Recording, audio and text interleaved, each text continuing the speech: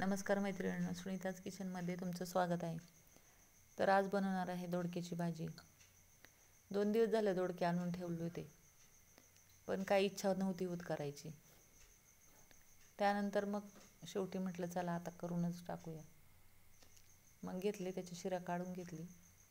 तरी त्यातला एकच घेतला आणि कापून घेतला. त्याचे उभे असे काप करून घेतले आणि कांदा चिरला, टॅमॅटो तोही बारीक चिरला, कोथिंबीर आणि लसूण.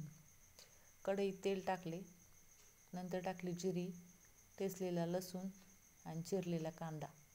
हे चांगलं परतून घेतलं. त्यानंतर टाकले मसाले.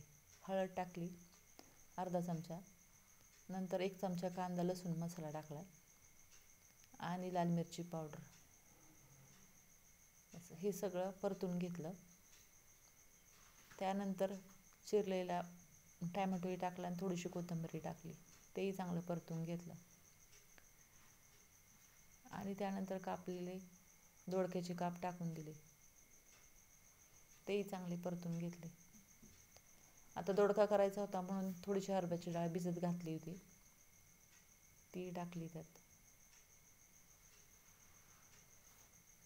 काही जणी काय करतात, मुगाची डाळ टाकतात, काही शेंगदाण्याचा कूट टाकतात, पण हरभऱ्याची डाळ टाकली ना दोडक्याला वेगळी चव येते. म्हणजे न खाणारे ही तो दोडका खाऊ शकतात. त्यानंतर टाकले मीठ आणि नंतर शिजण्यासाठी पाणी टाकल्यानंतर झाकण ठेवून एक 5 ते 7 मिनटं आपण ते शिजायला ठेवणार आहे.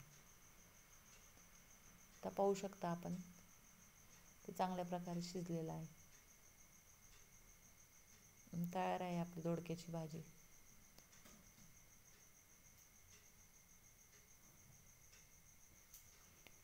तर माझी रेसिपी कशी वाटली ती नक्की सांगा